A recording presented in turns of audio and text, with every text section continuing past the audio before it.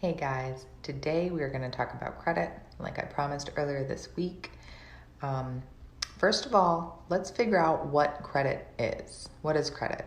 Credit is an analysis of an individual's credit worthiness. So, what does that mean?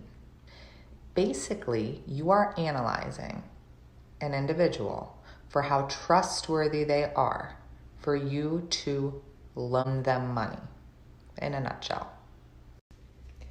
So let's talk about credit scores. So every individual gets a credit score, and a credit score goes from about 300, 350 up to an 850. The lower the number, the worse the credit score. The higher the number, the more likely people are going to loan you money. That's how you buy a car. That's how you buy a home. That's how you take out a personal loan to maybe pay off some higher interest debt, okay?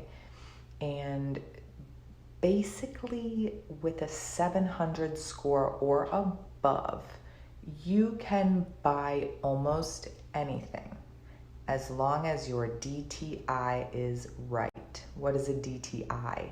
A DTI is your debt to income ratio. We're about to go into that a little deeper. First, I'm going to post a picture for you guys to see the graph of good versus bad credit. So if you look at this graph, basically you have a very huge cushion for bad. It's 300 to 639. That's a giant span. It's 339 points in between there. Then you move up to fair, which is a 640 to a 699. That's a much smaller span. That is about 60 points. Then to get into good, you're from 700 to 749, which again is an even smaller span. That's only 50 points. And then the excellent, kind of once you're in there, you're kind of good. 750 to 850 is excellent. And trust me, it is quite hard to get there. You've got to have a lot of things lined up, which we will go into. So now we understand what credit is. Let's talk about why credit is so important. Number one, who wants to use their cash on every single thing that they buy? I know I don't. My husband always says cash is king. You've got to have money in the bank account just in case. So if you have good credit, you can go out and buy a car. Sometimes it's zero interest. And it's almost like you're buying it with cash, but you're not. So you still have money in the bank. Number two, some people just don't have it like that. They don't have cash sitting in the bank. So how do you buy a car? You have to have credit. The better your credit is, the better your interest rate is. Therefore, the lower your monthly payment will be. That's what everybody should strive for. Our bills to be as low as they possibly can be. So the other reason why having good credit is so important is because of this. So we know that our number one goal is to have 3 months in a reserve account, is what I like to call it, to pay our bills for 3 months. Our second goal is to have some sort of a savings or an emergency fund that if things get really bad, we have extra money to pull from. Now, the third is what I like to call an oh shit fund. I'm going to put up a picture and we're going to discuss this a little bit deeper. All right, now let's look at this screenshot and we will go further in depth with this. But for right now, let's just look up at the top where it has 8% total balance, and then right below that it says total limit $115,700. The higher we get this number, the better, because this is my number 3 worst case scenario oh shit fund. If things got so bad that I needed to literally start charging my bills, my food on my credit cards, I could do that. I could also take cash out and pay my mortgage. I could pay my car payment.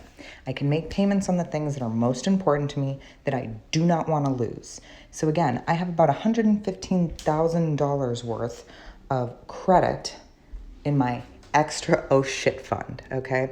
So we will go into the rest of this a little bit later, but this is the other reason why credit is so important. The better our credit, The more credit cards will lend us, and they will give us higher limits on our credit cards. Most people starting out have a credit card that has a limit of $500. If you continue to pay that, and in a few months you ask them, hey, raise me to 1,000, hey, raise me to 2,000. I did this since I was 18 years old. I have a few major credit cards, and I've gotten my limit up to 115,000. My husband has also been doing this since I met him. So we have a good cushion in our oh shit fund. All right, so now that we have established that having good credit is very important, let's kind of dig in to what factors affect our credit. And some of these factors are more important than others. And we're going to dive into that. I'm going to bring up a screenshot right now, and we're going to kind of talk about what has a high impact on our credit score and what has a lower impact on our credit score. All right, so let's start at the top. Payment history, that is a high impact. We've also got credit card utilization. That is kind of what we were just looking at. Below 9% is good. Then we've got derogatory marks. Now this is if you stop paying something and it hits your credit, or you have a medical bill that you don't know about that you accidentally missed and didn't pay, or you closed a cell phone thing and didn't pay the final bill. This is where your derogatory marks will show up, and this is of high impact. Next, this is of medium impact, the age of your credit history.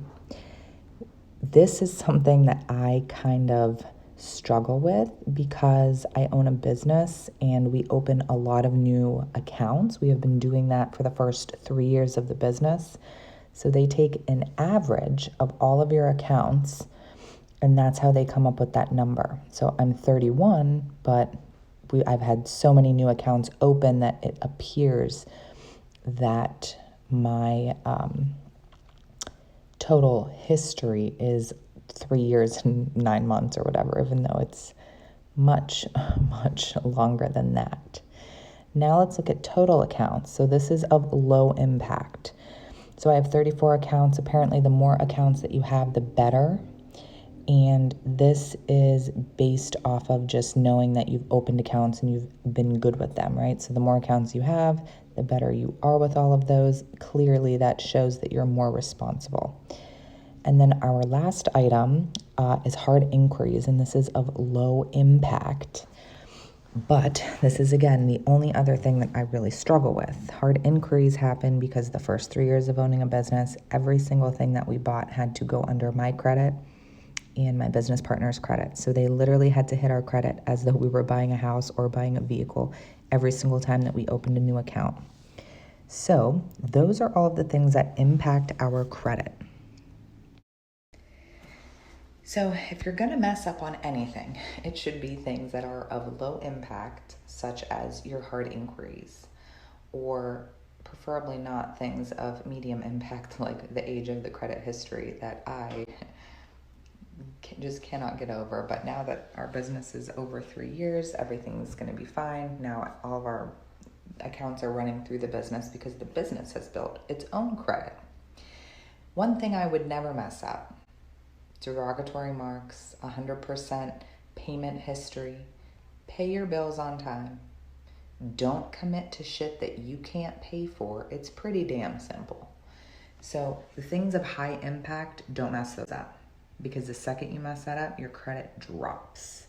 And it stays in that 630, get that 500, 550. And that's just not something that you want. It's very hard to recover credit. Okay, so now that we've went through the basics and we understand what credit is and we understand why credit is important, we need to kind of figure out what our credit score is. A lot of the pictures that I posted were from my Credit Karma account, which I used to use all the time. I used to love Credit Karma because it teaches you a lot about your credit and it kind of breaks it down a lot more than a lot of these other credit card companies do. But I have found that it's not right all the time. On Credit Karma, my score always shows up about 50 points less than when an actual creditor pulls my credit, which when somebody does that, like a car, if you're buying a car, they'll send you a letter in the mail stating, when we pulled your credit, this is what it was. These are the credit factors that affect your credit. They always do that. So whenever I get those, I compare that to my Credit Karma, and it's always much higher than what actually Credit Karma shows. So I would recommend using Credit Karma to figure out where your weak spots are, but use your major credit cards like Discover or Citi, which those are my two favorite cards.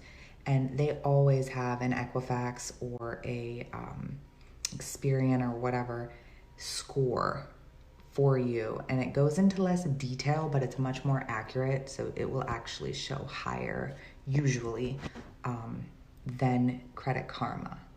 So I'm going to end the video here, and next Friday we will go into more in depth of how to build your credit score and what all of those factors that impact it really mean.